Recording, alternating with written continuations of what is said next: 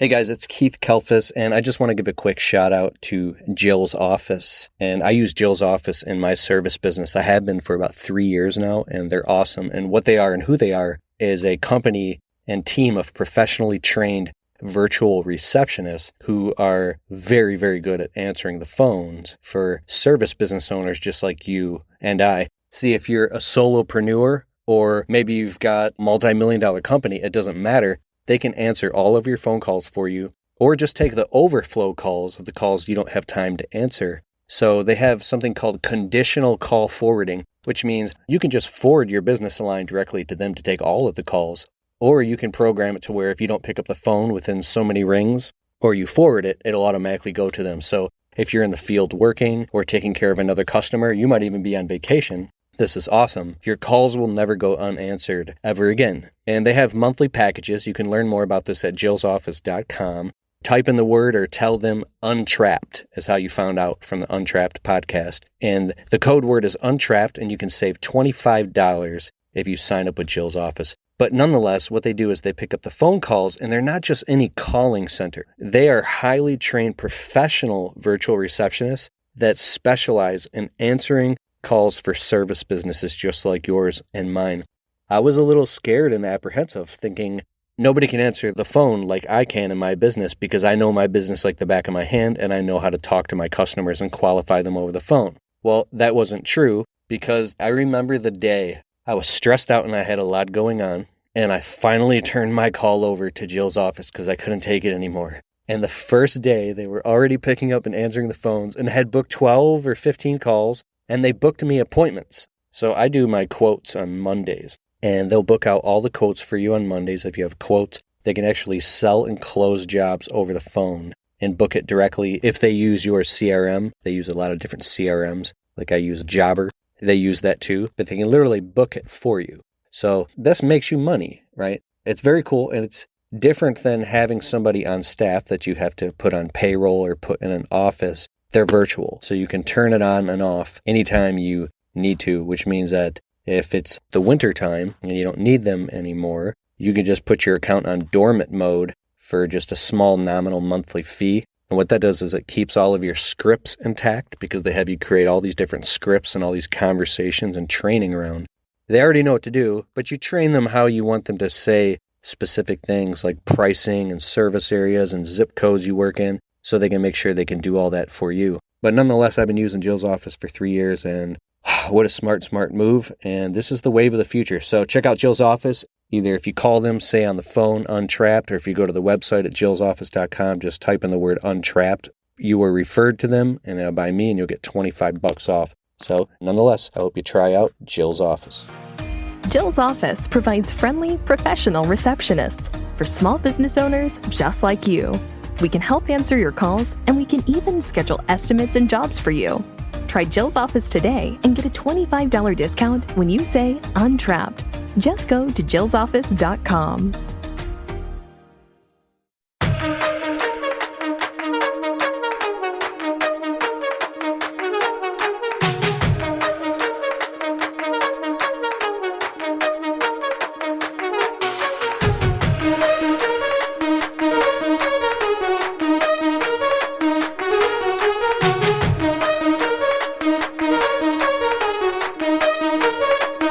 Keith Kalfas, and I'm actually just on my whiteboard in my basement studio doing some strategy whiteboard stuff because it helps me think things through.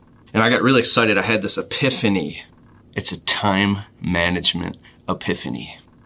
So I'm like, I have to get this right now and start documenting this before the epiphany leaves me, man. And I'm not trying to entertain you. I'm not trying to do anything. I'm just literally, I might as well go live while I do this. When you do things that you love, they inspire you and they give you energy. It comes from a source and from a place that is never ending. It's constant abundance. It gives you energy to do it. It doesn't feel like work. But when you do things that you feel like you have to do or that are a chore, they drain your willpower and they suck you dry. If you sleep, you're supposed to sleep 6 to 8 hours a night, preferably 8 hours a night. So there's 24 hours in a day. That's 30% of your life, of your day. So if I were to cut this into 30%, that's like 30%. Now, if you have to work 8 hours a day, which who works 8 hours a day? Most of us work about 10, 11 hours a day. If you have your own small business, some say, I work 20 hours a day. Well, some people work 12 hours a day. You could probably keep that up for a couple months before you totally burn out in your business. But I'd say, I know in my business, well, let's say 10 hours a day, and 8 hours on Saturday, 5 hours on Sunday. That's 58, 63 hours a week. Just say 60 hours. So, oh my God, what does that break down per day? How much is that per day? That's 7 days a week. Is that 8 times 7? 7 is 48. 8 times 8 is 8. Let's just say 8 hours a day. Okay, so that's 8 hours a day working. I originally saw this pie from a guy named Chris Brady, and it blew my mind. Now, if you're doing what you love to do for a living and it's your life's deepest calling and passion and it wakes you up and inspires you and you want to do it for the rest of your life, that's great. It's not even work, right? But if you spent 8 hours a day working, which is another 30%. By the way, if you like this is not even a whiteboard. This is just a big whiteboard I got from Home Depot for like $13. I brought it in my basement. I got some framing nails. I went tack, tack, tack, tack, tack. And now I have a whiteboard for $13. Do you know how much this would cost if you were to order something this big from Office Depot? I've looked. It's like $400. You should get one. Put one right in your living room. So, 30%. Now think about this. How much time does it take you to, pardon my French, but shit, shower, shave, eat, change, cook, clean, do laundry, do the dishes, prepare meals, go grocery shopping, change the oil in your car, fix things, clean the house, deal with family problems and issues and all types of other chaotic bullshit and everything else that's going on in life that drains and sucks your energy. We could break it down, but like cooking, cleaning, and preparing meals might even be more time than that. Using the bathroom and showering and clipping your fingernails and toenails and going and getting your hair cut and brushing your teeth. Hopefully you do that every day, folks. And then, well, you say sitting and scrolling mindlessly on your phone. I think that the reason we scroll on our phones is because we're so fucking drained anyways of energy and just like...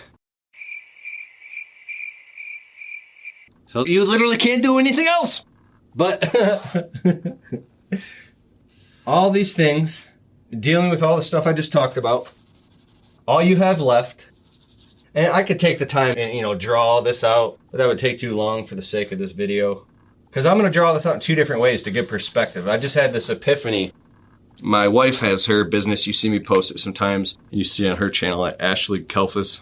It's our 8-year wedding anniversary tomorrow. And so I took the day off work and I'm taking a week off. I spent probably 3-4 days with my wife.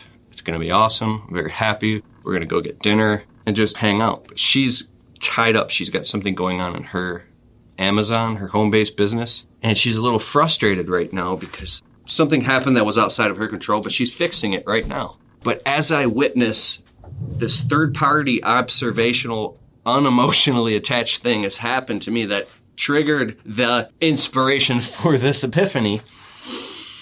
And then I'm sharing that with you and documenting this. So, you know when things happen in your business and in your life, it's like the emotional needles in your arm. It hijacks you. You respond. The sympathetic nervous system activates, and now all of a sudden, you're hijacked. It's like it's got control of you. You can't see the forest for the trees. While somebody else on the outside can just look at you and shrug their shoulders and just see it for what it is. They can see the bottom line. And that's why it's very important to have people around you, your Fab Five, the people around you that can give you perspective. And the more you go through things and the more you iron out those processes and put little systems around that, is the more something can happen. And it doesn't even bother you anymore because you've expected it. But when I watch the things happen with my wife and when she has an emotional response because she has all positive 5-star reviews in what she does, she's obsessed with customer service and perfection in her product. She really is a perfectionist. I'm really proud of my wife. But like that's one thing that I don't know if you can teach, and that's something that she has, this articulateness about cleanliness and perfection and fine lines and edges to the point of it's insane. But hey, it's rubbed off on me and helped me a lot too. But I can see when things happen with her that I'm just standing there, and I don't mean to be mean, but like I just don't have any emotion, and she's expressing it to me. And then whenever she's expressing what's going on in her business, I'm like, oh my God, I'm having an epiphany. I start having these epiphanies because now the same things that we go through, you can see somebody else going through in real time right in front of you. And when the observational part of the brain, it's the part of the brain you use like when you're in meditation, you just become the silent observer of your own life. It's like this meditative hypnotic thing happens that I can look at her and all of a sudden get these massive epiphanies about my own life and time management because there's no emotional attachment. It completes the loop and it pulls the needle out of the sympathetic nervous system. The chimp brain that hijacks you and makes you only concerned about survival and mitigating risk, right? Your time perspective slows down and now you can see the big picture. It's called integrated consciousness. But if we go back to this, there's a reason why that this is happening.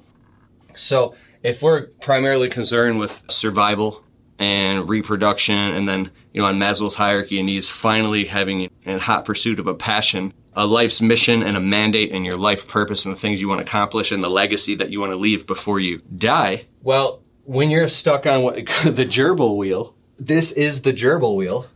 All this time is taken up in all this stuff. And if we don't have any healthy boundaries and we don't know our life's purpose and mission and mandate, and we haven't mapped that out or had the experiential process of the awakening, like the big aha, this little tiny sliver of time that we have left right here, this is like the 2%. You're supposed to live your life's deepest calling and mission and mandate and purpose and change the world. You're supposed to build the multi-million-dollar business that gets to a point where it's residual, where you can go give back and save the dolphins, save the earth. You can build foundations. You can start charities. You can write your best-selling book or novel. You can take that trip to the Grand Canyon for like a month and just sit on the side of the Grand Canyon and meditate. Whatever your life's deepest passion is. And you're supposed to do all this on 2% of your time. If you can clearly look, all is taken. Now, what really happens in this little sliver of time is if you spend all your time doing this, your willpower is spent. I took this amazing course by Eben Pagan called Wake Up Productive, and he talks about you only have so much willpower per day, and there's studies shown that there's only about 50 purely productive minutes that you get in each day where you're in a peak. There's circadian and ultradian rhythms, and these rhythms go like this. Circadian rhythm is when you sleep and when you're awake. When you sleep, when you're awake. Sun up, sun down, sun up, sun down. The ultradian rhythms are these micro rhythms that pop up and down during the day. So sometime every day around like 1 o'clock after lunch, some of us get this lull that we go into where we just feel like totally drained for like an hour. Like, oh my God, if there was a bed, I could literally just go straight to sleep. Sometimes. Well, you're actually supposed to honor these rhythms. And when you do things like drink Monster energy drinks and Red Bulls and slam a bunch of coffee and keep taking all these replacements instead of honoring your biological rhythms, it drives down your willpower more and more and more, and it starts to exhaust your adrenal glands to the point where you're fucking walking zombie. Then by the time like October or November comes, you're like, oh my God, I just want the season to end. That's why some of these rock star people meditate and eat perfectly clean diets and make sure they get the exact right amount of sleep, and they sleep in perfect darkness, and they do yoga and stretches, and they have perfectly healthy boundaries in their life where they don't let other people's bullshit get in the way. I think that the thing that gives you the reason to become a very structured person with very high levels of aspirations, a high demand on yourself, and high success is that you know your life's mission and mandate and purpose, and you're not confused on it. When you know what your life's purpose is, you get very much clear about everything else. You put everything else in line. People say you're supposed to put God first, then your family, then everything else, then your business, then yourself. Well, it's funny that if you do that without spiritual eyes or spiritual thinking, you'd be like, what, I come last? You would just end up sick in bed and not get anything. It'll come down like a house of cards. But in spiritual order, there's 7 different laws of truth. The highest is spiritual. There's mental, physical, emotional, there's social truth, there's psycho-emotional truth, psychological truth. There's all these different levels, and spiritual is the highest. So if you order them up in proper prioritization, basically it's top down, okay? So I'm looking at this. God, this is like 8 hours long. There's like 100 books, but there's this book by Dr. David R. Hawkins called Letting Go, and he talks about surrender. Depending on what perspective or lens you look at it through, you can be the victim or the victor. You could be somebody that looks at life and trying to do all the overwhelming tasks of life as a complete impossibility that drags you down into victimhood. Or you can look at it as the greatest blessing of all, that it's the most fun challenge. Life is like some etheric video game that you get to like put on a suit and run through and have so much fun and love people unequivocally and do all the right things, and everything is a challenge, and it's in your benefit. The universe is designed in your benefit, right? And it all depends on where you vibrate to and the bandwidth of your consciousness. So if you vibrate really low down here, and the low levels of shame and anger and apathy and sadness and depression and guilt and fear and sickness, all those things, you will never be able to get higher up to these aspirational levels that allow you to expand this 2% to like 20% of your time spent on that. And then eventually the highest order of all is when you spend 80% of your time, 80% on your life's mission, mandate, and purpose. So how would you do all this? Well, you would delegate all this. You would systematize your business so you have everybody doing everything for you, and you just do the highest level $1,000 an hour activities. You don't do anything under $1,000 an hour, or at least $100 an hour activities. You delegate, automate, or get rid of everything else. You're sleeping. You would get like the best quality sleep ever. You'd invest in like the best mattress. You'd get blinds that close and black out everything. You'd wear an eye mask and like take melatonin and make sure you're perfectly hydrated and all these things, and take sleep very intentional. Your diet would be very clean. Maybe you'd have a chef or deliver meals to you. You can do like freshly.com. You'd spend money on really nice, high quality organic supplements. You drink lots of clean water, and you would take your diet very serious because you can see clearly it gives you energy for your life's mission, mandate, and purpose. All the laundry and cooking and cleaning and folding of clothes and all the going to the grocery store, all that shit gets automated. You hire personal assistants for everything. You have people deliver your groceries. You have a person clean your house. You have people do all these things for you because they're less than $100 an hour activities, right? So you can literally clear up, starting with 20%, but you can clear up 80% of all the shit on your schedule. But that's scary. Depending on where you're vibrating on the levels of consciousness and how integrated you've become. So, and the only way to raise up through the levels of consciousness and vibrate higher is, well, you can vibrate higher. You can meditate. You can find out your life's mission and purpose. You can pray. You can eat healthy. There's all these different things you can do to give you the edge. But the one most important thing that you can do that all the circles the drain around is cutting the fat.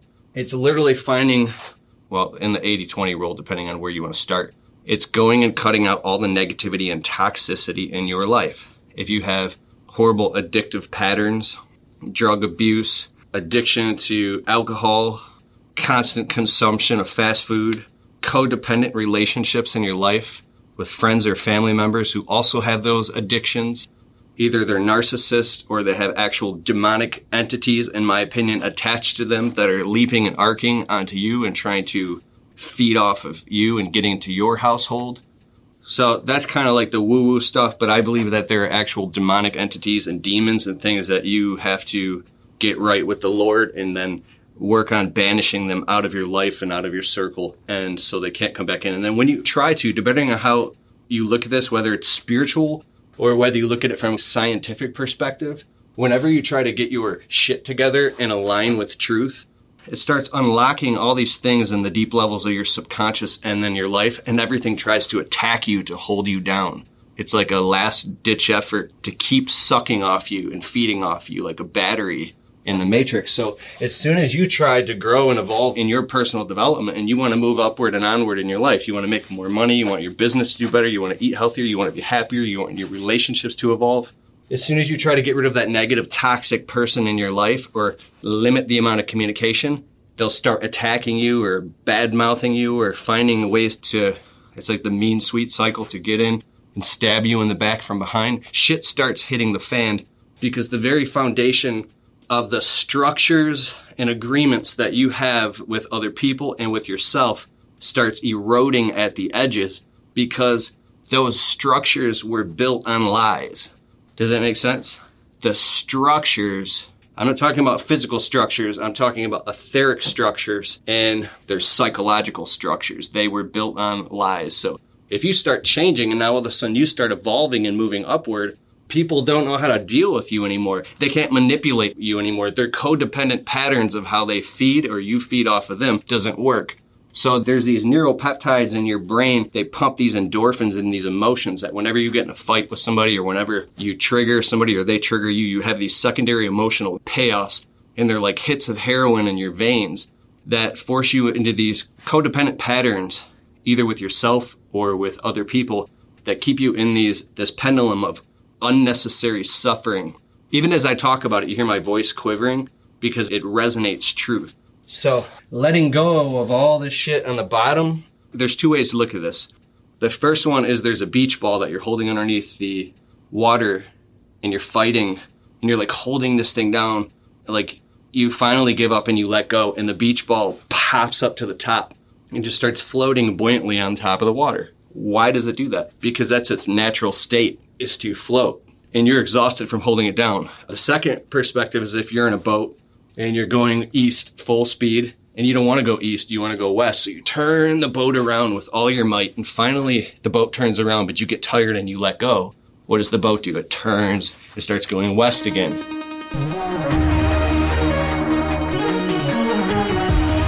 I'm going to wrap up. Go to Keith Kalfas Untrapped on Apple Podcasts. And please leave the show a well-worded positive 5-star review. It helps boost the rankings of the show. I really, really appreciate it. Hit me up on YouTube, Instagram, at Keith Kalfas. And I can't wait to hear about your success. And I'll see you soon.